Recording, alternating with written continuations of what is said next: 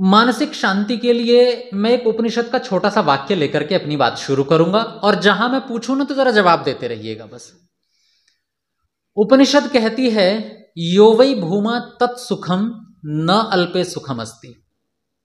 देखिए, मैं बड़ा व्यावहारिक व्यक्ति हूं इस मामले में, क्योंकि मैं आपकी उम्र का व्यक्ति हूं। यो वै भूमा तत्सुखम, अगर आपके पास बहुत है, कितना है? बहुत है, तो आप सुखी हैं। न अल्पे सुखम अस्ति, अगर थोड़ा है तो आप सुखी। सहमत हो? आप तो सहमत होंगे ही होंगे सब, क्योंकि आपकी भी यही अनुभूति है, बहुत चाहिए। उपनिषद भी कहती है, यो वै भूमा तत्सुखम न अल्पे सुखम अस्ति। थोड़े में व्यक्ति कभी सुख हो ही नहीं सकता है, वो अशांत ही रहेगा, उसे और चाहिए और चाहिए और चाहिए। तो हमें लगता है कि उपनिषद जो इतना आध्यात्मिक ग्रंथ है, वो इतनी भोगवादी बात कैसे कह सकता है। जब इस बात को ऋषि दयानंद समझाते हैं तो ऋषि दयानंद इसको खोल करके बताते हैं, और बस वहीं से अपनी यात्रा शुरू करेंगे। ऋषि कहते हैं, क्या दुनिया में कोई ऐसी चीज है जिसके लिए आप ये कह सकें कि बहुत हुआ? जैसे आप खाने पर बैठते हैं ना, और खाते खाते जब आप छक जाते हैं और फिर कोई परोसने आता है, आप क्या बोलते हैं? बस बहुत हो गया। यो वै भूमा मतलब जिसके पास बहुत है। तो ऐसी स्थिति जब आप कह दें अपनी तरफ से, बहुत हुआ अब नहीं चाहिए, क्या जिस भोगवादी संस्कृति में हम जी रहे हैं, मैं विरोध नहीं कर रहा धन का, मैं तो बहुत पक्षधर हूं धन का, बहुत धन होना चाहिए हमारे पास में, इतना धन होना चाहिए कि जितना वेद कहता है, हम स्वामी हो, मालिक हो हम पैसे के। लेकिन क्या कोई स्थिति ऐसी आ सकती है जब मैं ये कह दूं कि बहुत हुआ? कोई स्थिति आपको लगती हो कि बहुत हो चुका, अब नहीं चाहिए? और अगर ऐसी स्थिति आपको लगती है तो दुनिया में बड़े से बड़े धनवान व्यक्ति को फिर आप खाली बैठा पाएंगे, लेकिन आप देखेंगे जो जितना धनवान उसका उतना बड़ा और ज्यादा व्यापार, यानी उसे भी अभी और चाहिए, उसे भी और चाहिए। तो फिर ये बात उपनिषद में क्यों लिखी? तो ऋषि दयानंद कहते हैं, दरअसल जिसे पाकर के आपको लग जाए कि और अब कुछ नहीं चाहिए, उसे कहते हैं भूमा, बहुत हो गया। और जब वो मिल जाएगा तो अपने आप सुखी हो जाएंगे आप। जब तक उससे कम रहेगा तब तक आप दुखी ही रहेंगे, ये निश्चित बात है। पर हमारी जो यात्रा है वो यात्रा हमारी बाहर की तरफ है। मैं आपको यह सिखाना चाहता हूं कि हमारे पास जिस समय बच्चे का जन्म होता है तो बच्चे के पिता बच्चे के कान में एक छोटा सा वाक्य बोलते हैं। आप तो संस्कारों में पले बढ़े हैं, क्या वाक्य बोलते हैं वो? वेदोऽसि। वेदोऽसि का क्या मतलब होता है? अरे तुम वेद हो, तुम्हें पहुंचना कहां तक है ये टारगेट लक्ष्य पहले ही बता दिया गया है। तुम वेद हो, यानी तुम्हें स्वयं को जानना है, ये तुम्हारे जीवन का लक्ष्य है, उद्देश्य है। और जब तक तुम्हारे पास ये लक्ष्य नहीं पहुंच जाता तुम दुखी तो रहोगे ही, थोड़ा रहे कि ज्यादा रहे, दुख रहेगा। अगर व्यक्ति को वो लक्ष्य नहीं पता और उसने कोई लक्ष्य बना लिया, मैं प्रतिदिन एक बात की चर्चा कर रहा हूं कि व्यक्ति निराश हो जाते हैं, युवा बहुत निराश होते हैं, पढ़ाई से, व्यापार में, कोई काम शुरू किया उससे, नौकरी में बहुत निराश होते हैं, बहुत हताश होते हैं। क्यों? क्योंकि उन्होंने इसी को जीवन का अंतिम लक्ष्य मान लिया है कि बस हमें यहीं तक रहना है। लेकिन अगर मुझे पता है नहीं ये जीवन का अंतिम लक्ष्य नहीं, अंतिम कुछ और है, तो अगर थोड़ा सा बीच में कुछ असफलता मिली भी तो आपको दुख नहीं होगा। दुख इसलिए नहीं होगा, अरे मुझे कहीं और जाना है, ये ना भी मिला तो ठीक, गाड़ी ये ना मिली तो ठीक, दूसरी तो आ ही रही है, ट्रेन दूसरी भी ना मिली तो कोई बात नहीं, तीसरी तो आ ही रही है। क्योंकि आपका उद्देश्य ट्रेन में चढ़ना नहीं है, आपका उद्देश्य है अपने घर पहुंचना, वो किसी तरह भी क्यों ना पहुंचा जाए। अधिकतर जो हमारे मन की अशांति है, उस अशांति का सबसे बड़ा कारण, जो अभी मेरे से पहले आचार्य जी बता रहे थे, उस अशांति का सबसे बड़ा कारण है नकल, दूसरे को देखकर जीना। मैं जो आप लोग छोटे बच्चे बैठे हैं ना, आपसे विशेष निवेदन करूंगा। कई बार हम सोचते हैं हम सही हैं कि गलत हैं, हम जो काम कर रहे हैं वो सही या गलत है, इसका एक पैमाना, एक छोटा सा स्केल है इसका। अगर आप कोई काम इसलिए कर रहे हैं क्योंकि दूसरे कर रहे हैं, तो आप गलत हैं 100%, चाहे आप व्यायाम ही क्यों ना कर रहे हो। मैं स्पष्ट बोलता हूं, अगर दुनिया कर रही है आप इसलिए कर रहे हैं, तो चाहे कोई अच्छा काम ही क्यों ना कर रहे हो, गलत है। क्योंकि वो अच्छा काम छूटते देर नहीं लगेगी, क्योंकि समाज तो फिर एक नया ट्रेंड लेके आ जाएगा, फिर आप वो करने लग जाओगे। लेकिन कोई काम आप इसलिए कर रहे हो क्योंकि मेरी जरूरत है, तो आप सही हो, भले ही कोई गलती क्यों ना कर रहे हो। भले ही आपसे कोई गलती हो रही हो, पर आप कर इसलिए रहे हो क्योंकि मेरी जरूरत है। करते करते गलती हो गई, कोई बात नहीं, चलेगा।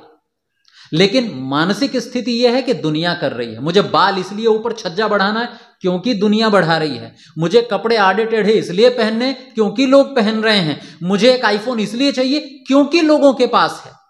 आप गलत हैं, 100% गलत हैं। और यदि आपको इसलिए चाहिए क्योंकि मेरी जरूरत है, अब मेरा व्यवसाय इतना बढ़ गया है कि मुझे प्राइवेसी चाहिए अपने फोन में, लो आईफोन, आप बिल्कुल सही हैं। सही और गलत इस बात पर तय होता है कि आपके निर्णय करने के पीछे आपकी सोच क्या है। इसलिए एक बात और नोट कर लीजिए, अगर सुख चाहिए और शांति चाहिए तो स्वार्थी बनो, घनघोर स्वार्थी बन जाओ। स्वार्थी का मतलब क्या होता है?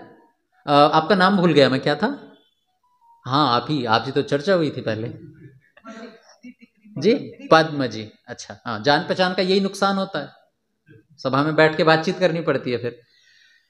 तो इस स्वार्थी का क्या मतलब होता है? ऐसी जो आता है बोल दीजिए, कोई बात नहीं, किसी को नहीं आता, मुझे भी नहीं आता था 2-4 साल पहले। हाँ, ये अर्थी का क्या मतलब होता है? वो अर्थी, वो मरने वाली अर्थी मत ले जाइएगा। जैसे एक आपने सुना होगा ना, शिक्षार्थी, विद्यार्थी, पुरुषार्थी। हाँ, अर्थ कहते हैं लक्ष्य को, टारगेट को, उद्देश्य को कहते हैं अर्थ। अर्थ माने उद्देश्य, लक्ष्य मेरा। तो जिस व्यक्ति का उद्देश्य शिक्षा है उसको क्या बोलेंगे? शिक्षार्थी, विद्यार्थी। जिसका उद्देश्य धन प्राप्त करना है वो धनार्थी हो जाएगा। जिस व्यक्ति का उद्देश्य अपने लिए जीना है उसे क्या कहेंगे? स्वार्थी। स्वार्थी बन जाओ 100%। आप कहेंगे अभी हम स्वार्थी नहीं है क्या? ये तो दुनिया ही सारी स्वार्थी है।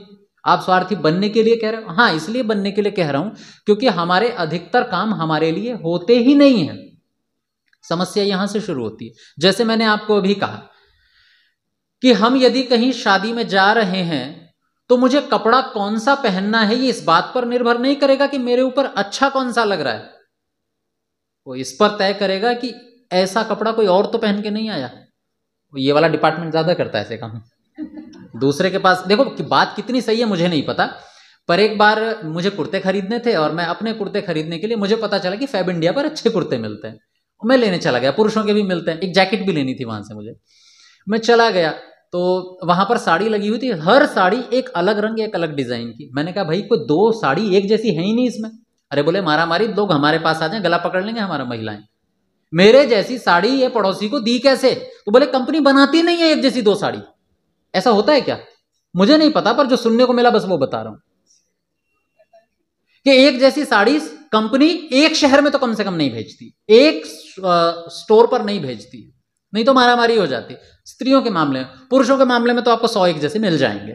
इस मामले में थोड़े से हालात ठीक है। तो आप अपने लिए जिए, दूसरे के लिए क्यों जी रहे हैं?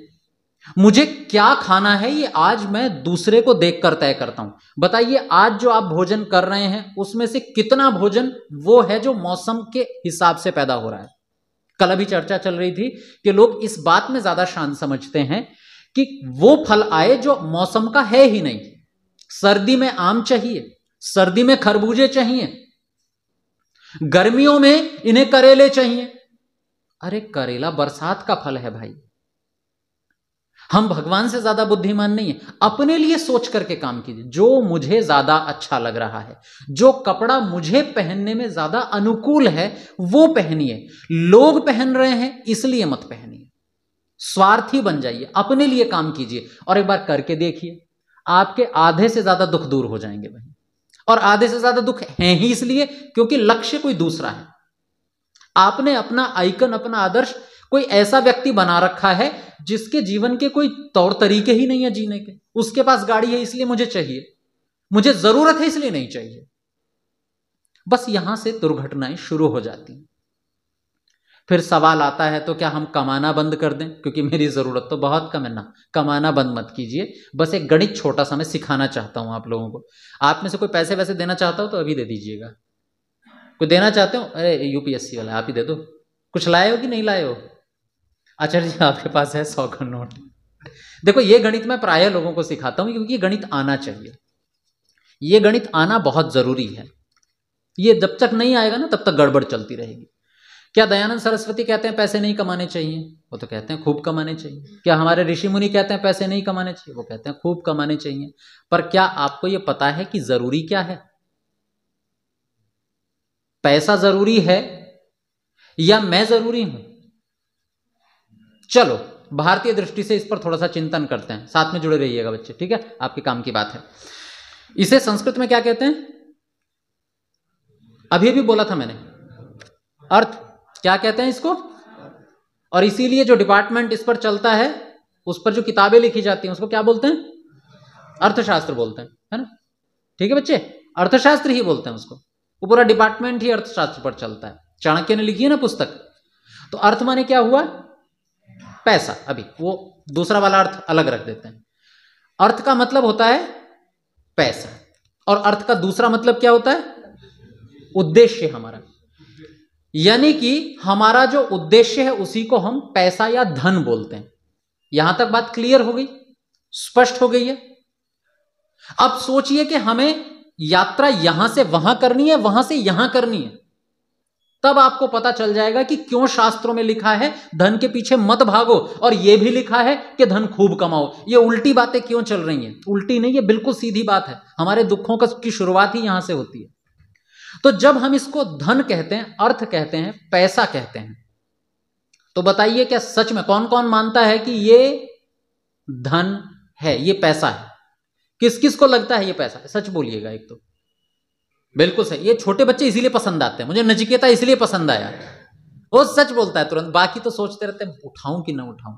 अच्छा उठा दिया, दूसरे सोचेंगे क्या बच्चों वाली हरकत है, हाथ उठाया जा रहा है। अरे बच्चे बन के तो देखिए, बड़ा आनंद आएगा। हाँ तो किस किस को लगता है ये पैसा है? चलो 10-15 लोग तो हैं। अच्छा नहीं है तो भाई निकाल के दे दो, सीधा सा गणित है अपना, तो हमें दे दो, हम उपयोग कर लेंगे। पैसा है, कुछ को लगता है। आपको भी लगता है? अरे आप तो यूपीएससी वाले हैं, आप तो भारी पड़ जाओगे इस बात पर।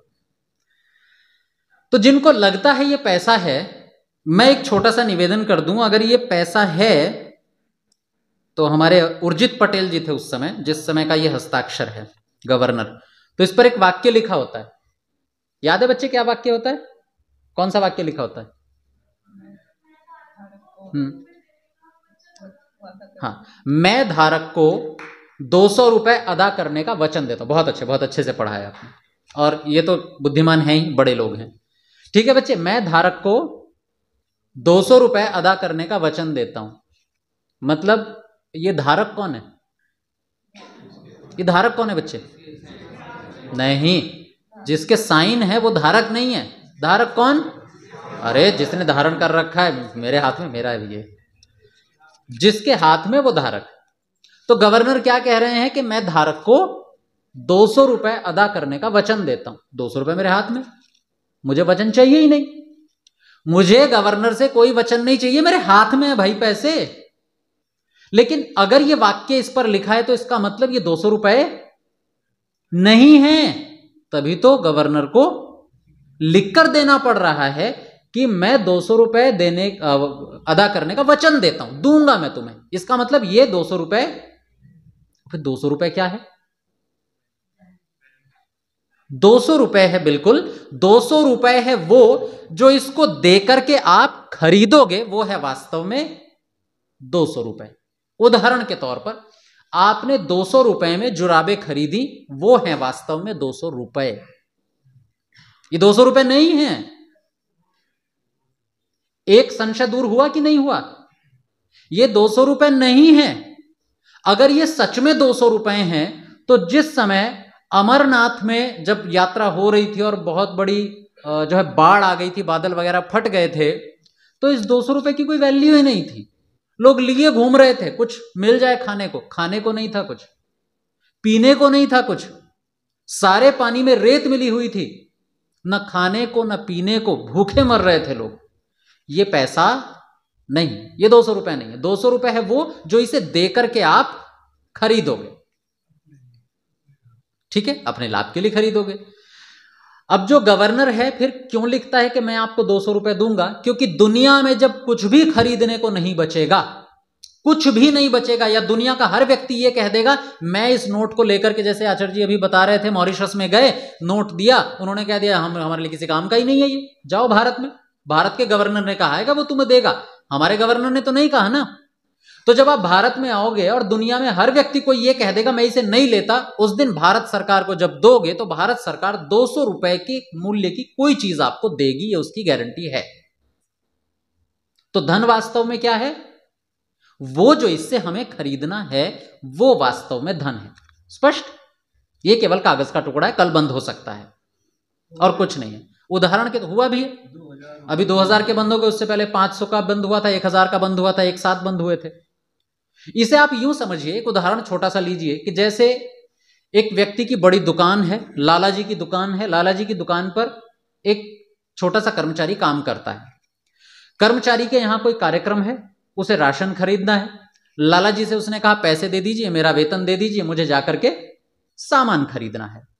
लाला जी ने कहा दूसरी दुकान से खरीदेगा, गारंटी नहीं है, अच्छा हो कि बुरा हो, महंगा दे दे कि सस्ता दे दे, मेरी ही एक दुकान है राशन की, उससे जाके ले ले। तो बोले उसके लिए पैसे दे दो, तो उसके लिए पैसों की क्या जरूरत? लाला जी ने एक किताब से निकाली, उसका पेपर फाड़ा, पेपर पर लिख के दे दिया कि इतना सामान इसको दे दिया जाए।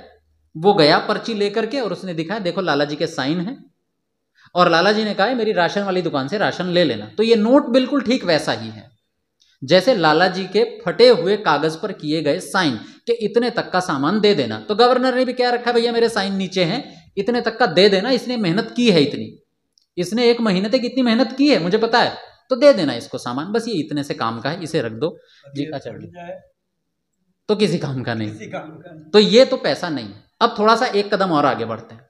अब आपने कपड़ा खरीद लिया, आपने भोजन खरीद लिया, आपने पानी खरीद लिया, आपने दूध खरीद लिया, जो कि धन है। लेकिन इससे एक कदम आगे बढ़ते हैं, यह भी धन नहीं है। क्यों धन नहीं है? क्योंकि आप गए, आप दूध खरीद करके लाए, दूध खरीद करके लाए, पिया और बीमार पड़ गए, पता चला कि दूध तो मिलावटी था। या फिर आप भोजन खरीद करके लाए, भोजन खाया और पता चला पेस्टिसाइड्स बहुत थे उसमें, बीमार पड़ चुके हैं हम, या फिर फूड पॉइजनिंग हो गई है, हम बीमार पड़ गए। फिर आप जाते हैं कि भैया इसको खा के तो बीमार पड़े, इसको बाकी बचे को रख, हमारे पैसे वापस कर। ठीक है, इसका मतलब जो चीज मुझे बीमार कर रही है, मेरे काम की नहीं है, जो चीज मुझे नुकसान पहुंचा रही है, वो भी मेरे लिए पैसा नहीं है, धन नहीं है, उसे भी मैं वापस कर देता हूं। तो वास्तव में धन क्या? वास्तव में धन मेरा सुख। अगर वो वस्तु मुझे सुख दे रही है तो धन है, और दुख दे रही है तो आप वापस कर देते हो तुरंत। तो कुल मिलाकर के ये जो यात्रा है ना, ये पीछे से अंदर की तरफ लाइए जरा। जो धन हमें बाहर दिख रहा है वो धन नहीं है, उस धन से खरीदी जाने वाली चीजें धन है, और फिर वो भी धन नहीं है। अगर वो चीजें सुख दे रही हैं तो धन है, यानी अंतिम धन क्या वास्तव में? मेरा सुख, ये वास्तव में धन है। और जो तनाव मन में 24 घंटे हमें रहता है, वो तनाव रहता है दूर देख करके, वो वाला धन नहीं है मेरे पास, ये करेंसी नहीं है। लेकिन उस करेंसी को देकर के जो मुझे चाहिए, अगर वो मेरे पास पहले से है, उदाहरण के तौर पर एक किसान खेत में काम कर रहा है, खूब मेहनत कर रहा है, वो पूरा स्वस्थ है, रहता है कि जी नहीं स्वस्थ, उसे ना दवाइयों की जरूरत, उसे ना एयर कंडीशन जो एसी लगे होते हैं उसकी जरूरत, न उसे अभी हीटर सर्दी में लगाने पड़ेंगे उसकी जरूरत, उसका शरीर इतना बलिष्ठ है, हर परिस्थिति में वो स्वस्थ रहता है। तो जो हम 2 लाख रुपए देकर के ले रहे हैं जिस स्थिति में, वो बिना 2 लाख की उस स्थिति में बैठा है। तो बताइए उसके पास पहले से ही 2 लाख रुपए का धन है कि नहीं है? हमारा गणित कहां जाता है? वो वाला धन चाहिए मुझे, जबकि बात उल्टी, मुझे ये वाला धन चाहिए वास्तव में अंदर। क्योंकि मैं इस पूरे करेंसी को देकर के भी तो यही चाहता हूं। आदमी जाता है नदियां, पहाड़, झरने और खेत देखने, कितने रुपए देकर के जाता है भला? क्लब महिंद्रा का जो है उसकी सदस्यता लेता है, वो लाखों में मिलती है जाकर के, कई लाख रुपए देता है, वहां जाता है, फिर जो यात्रा का पैसा है वो देता है, फिर वहां भोजन का खर्चा वो देता है, इतने सारे कम से कम 2-3 लाख एक परिवार के खर्च हो जाते हैं, वो अच्छी जगह घूमने जाए, बढ़िया पहाड़ नदियां अच्छे से आराम से देखे तो। और वही चीज एक व्यक्ति को वहीं बैठा हुआ है, गरीब व्यक्ति जो वहीं हिमाचल प्रदेश में रहता है, वो बैठा यूं ही देख रहा है, तो बताओ उसके पास तो 2-3 लाख पहले से ही रखे है नहीं क्या? अरे जो चीज आप 2 लाख 3 लाख दे करके ले रहे हो वो उसके पास पहले से ही है, उसे क्या जरूरत, जबरदस्ती क्यों ढोएगा इन नोटों को? नहीं है। अगर आपको 2 चीजों में से एक चुनने को मिले, स्पष्ट है, अगर आपको कोई कहे आप सुखी हो जाओगे, आनंद में रहोगे, संतोष में रहोगे, दूसरा कहे कि नहीं 5-6 लाख रुपए मिल जाए, क्या चुनोगे? मूर्ख व्यक्ति पैसे चुनता है, बुद्धिमान व्यक्ति सुख चुनता है, संतोष चुनता है। इसलिए मैं एक छोटा सा गणित बताता हूं, जितनी मेहनत आप रोटी कमाने के लिए करते हो ना, उतनी ही मेहनत भूख कमाने के लिए करो। भूख नहीं कमाते हम लोग, क्योंकि अगर भूख नहीं है तो रोटी सुख नहीं देगी। रोटी का आनंद तब आता है जब आदमी पसीने पसीने होकर के मेहनत करके भरी भूख में आकर के बैठता है, तब वो जब एक सूखी रोटी भी खाता है ना, तो उससे इतना आनंद ले जाता है कि जितना टेबल पर लगे 15 पकवान भी नहीं आनंद दे पाते। ये होता है सुख। तो सुख भोजन में नहीं है। मैं कह रहा हूं ना कि आपको धन कमाना है, मैं इसका विरोधी नहीं हूं, पर हमें अपने शास्त्रों की तरफ देखना पड़ेगा कि वो जरा कुछ गहरी बात बता रहे हैं। तो इसलिए भूख कमाइए। भूख कैसे कमाओगे? मेहनत करके कमाओगे। और ये एक बड़ी उल्टी प्रक्रिया है, इससे थोड़ा सा बचिएगा। हमारी एक आदत बन गई है कि सबसे पहले हम पैसे देकर के बीमारी खरीदते हैं और फिर पैसे देकर के उसकी दवाई खरीदते हैं। पहले हम पैसे देकर के कुछ नहीं करेंगे, बैठे बिठाए काम होगा, वॉशिंग मशीन में कपड़े धुलेंगे, सफाई, अब तो रोबोट आ गए सफाई करने वाले भी। हम 4 कदम चलना है तो घर बाहर गाड़ी खड़ी है, उससे जाएंगे अगर सामान खरीदना है। पहले पैसे देंगे और मोटापा बढ़ाएंगे, और फिर उसके बाद में किसी दूसरे को पैसे देंगे, भैया मुझे चला दो। अरे चलाने का अवसर तो आपके पास था, आप चले नहीं वहां। तो पहले मोटापा कमाओ पैसा दे करके, और फिर मोटापा दूर करो फिर पैसा दे करके। ये बहुत उल्टी गड़बड़ चाल है। आपके पास अवसर है, अगर 100 मीटर जा सकते हो तो जाइए पैदल। अगर आप कोई काम घर में कर सकते हो, पौधे लगे हुए हैं यहां भी, तो खुद कीजिए अपने हाथ से, अगर समय है तो कीजिए। इसलिए पैसे देकर के ना बीमारी कमाइए और फिर ना उसका इलाज ढूंढिए। बहुत ही गलत। मैंने कई लोग ऐसे देखे हैं, आपको भी हंसी आएगी, मुझे भी बहुत हंसी आई, कि घर से गार्डन तक की दूरी मान लीजिए 1 किलोमीटर है। मैंने ऐसे बहुत लोगों को देखा कि मैं तो सुबह सुबह, मुझे आदत है, मैं साइकिल उठाता हूं, साइकिलिंग करता हूं, तो मैं जाकर के देखता हूं कि जब गार्डन के पास में पहुंचते हैं तो वहां गाड़ियां खड़ी होती हैं। सुबह सुबह लोग आ रहे हैं गार्डन में टहलने के लिए, और किससे आ रहे हैं? गाड़ी से बैठकर। बोला इतनी निर्बुद्धि व्यक्ति कि आप टहलने के लिए ही आ रहे हो, और 1 किलोमीटर वही टहल लेते ना, घर से वहां तक बिल्कुल शांत वातावरण था, आ जाते टहलते। पर नहीं, वहां से गाड़ी से आएंगे, यहां टहल करके फिर गाड़ी से जाएंगे। मानसिक अशांति नहीं मिलेगी तो क्या मिलेगा? यहां से अशांति की शुरुआत होती है। इसलिए भूख कमाइए। एक और चीज, हमने बहुत अच्छे घरों में गद्दे लगा रखे हैं, बिस्तर बहुत अच्छे हैं, कमरे की व्यवस्था भी बहुत अच्छी है, पर करवटें बदलते रहते हैं, नींद नहीं आती। क्योंकि आपने अच्छा बिस्तर तो कमा लिया, पर थकान नहीं कमाई। थकान कमानी पड़ेगी। सुख भोजन में नहीं, भूख में। सुख बिस्तर में नहीं, बल्कि थकान में सुख है। और ये जो मानसिक संतोष की अभी चर्चा चल रही है ना, एक छोटा सा उदाहरण देता हूं मैं आपको। आप में से किस किस को कभी ऐसा लगा है कि सुबह उठे और उठ करके लगे एक बार और नींद आ जाए, यही वाली बस? ये नचिकेता है। बहुत बढ़िया बच्चे, इसे तो रोज लगता होगा कि सुबह उठे, माँ आकर के उठा रही है, और फिर लगता होगा नहीं सोने दो अभी 5 मिनट और, ऐसे ही बोलते हैं ना।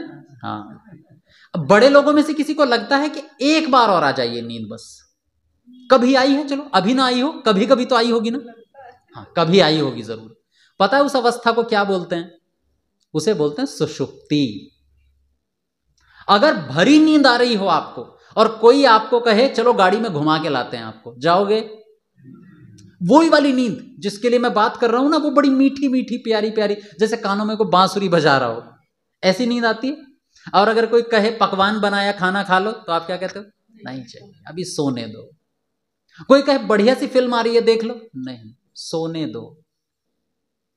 जिस दुनिया में हम दौड़ते रहते हैं, ये भी मिल जाए, ये भी मिल जाए ताकि हम सुखी हो जाएंगे, उस दुनिया को लात मार देते हैं, नींद चाहिए। इसका मतलब सुख वहां नहीं है, सुख अंदर है, हमारे अंदर है। सुख दुनिया को पाने में नहीं, सुख दुनिया को छोड़ने में है, त्यागने में है, कट जाने में है दुनिया से। हमें लगता है खाने में सुख, ना, ये पूरी दुनिया फीकी पड़ जाती है उस छोटी सी नींद के सामने। तो हमारी जो दौड़ है वो शास्त्र कहता है उधर की तरफ नहीं, यहां अंदर की तरफ होनी चाहिए। पैसा कमाओ, पर यह भी पता होना चाहिए कि उससे खरीदना क्या है, उससे पाना क्या है, दिखाना नहीं है केवल। एक तो हमारी एक दिक्कत है कि हम दूर बहुत देखते हैं, अंदर कभी झांकते ही नहीं है, जबकि सारी की सारी मुसीबतें अंदर से शुरू होती हैं, अंदर ही समाप्त हो जाती हैं। पहले पुराने समय में व्यापार चला करते थे, तो व्यापार के लिए लोग बाहर घूमने जाया करते थे, और बाहर जाते थे 3-3, 4-4 साल के लिए व्यापार करके, फिर वापस लौटते थे पैसा कमा करके। सुनिए ना कहानियां, तो पहले ऐसा ही होता था। एक व्यक्ति व्यापार किया, 2-3 साल तक व्यापार किया, पैसे कमा करके और ला रहा था वापस, यात्रा में था। और अधिकतर पहले होता था चोर पीछे लग जाते थे। एक चोर उसके पीछे लग गया, इसके पास एक पैसों की पोटली है, इसमें सिक्के भरे हुए हैं, अब मैं ये चुरा लूंगा कहीं भी। 4-5 दिन की यात्रा है, पीछे लग गया। रास्ते में एक सराय पड़ी और वहां रुकना पड़ा। रुका तो चोर ने सोच लिया कि ये जो बनिया है, इसके पैसों की पोटली जरूर उठानी है रात को, और जागता रहा। जागा, जब देखा कि ये सो गया पूरी तरह से, तो तलाशी लेनी शुरू की। उसका बैग खोल के देखा, थैला देखा, उसमें भी कहीं नहीं। खूंटी पे कपड़े टांग रखे थे, उस कपड़ों में देखा, वहां भी कहीं पैसे नहीं। आसपास देख लिया, वहां भी कहीं पैसे नहीं। उसके पैरों के नीचे बिस्तर उठा के देखा, वहां भी नहीं। सिरहाने देखा, वहां कहीं कोई पोटली नहीं दिखाई दे रही। सुबह उठे, फिर यात्रा शुरू। उसने कहा इस बार चूक गया, अगली बार नहीं चूकूंगा। फिर पीछे लग गया, फिर रास्ते में सराय पड़ी, फिर रुके, रात को सोए, फिर उसने अपनी खोज शुरू कर दी। कहीं कुछ मिला ही नहीं। पूरा कमरा छान मारा साहब, जिस गाड़ी में आए थे वो गाड़ी भी छान मारी, कहीं पोटली नहीं मिली। हर रात वो ये करता, 3-4 रात बीत गई और अंतिम दिन था। अब अपने घर आने वाले थे, गांव शहर नजदीक था। उसे लगा अब तो कोई रात आनी नहीं है, अब तो चोरी हो ही नहीं सकती। तो उसने कहा चलो, मैं तो चोर ठहरा सो ठहरा, इससे एक विद्या जरूर सीख लेता हूं। उसके पास गया, बोले देखो मैं सच बताऊं, मैं हूं चोर और मैं तुम्हारे पैसे चुराने आया था। मेरी समस्या यह है कि मैं यहां खुद परेशान बैठा हूं, मुझे पैसे ही नहीं मिले, आज तक हुआ नहीं ऐसा। तो मुझे कुछ नहीं चाहिए तुमसे, बस ये बता दो पैसे थे कहां, मेरी आत्मा को शांति मिल जाए। जिस शांति की तलाश में है ना, वो मेरी आत्मा बेचैन है कि पैसे थे कहां तुम्हारे। तो उस व्यापारी ने पता क्या जवाब दिया? अपने तकिए के नीचे देखा था? बोले जी ना, वो तेरे तकिए के नीचे रखे थे। जब तू सोने आता था, तेरे से पहले तेरे तकिए के नीचे रख देता था, क्योंकि तू दुनिया तलाश लेगा, अपना तकिया नहीं देखेगा। चोर कभी अपना तकिया थोड़ी देखता है।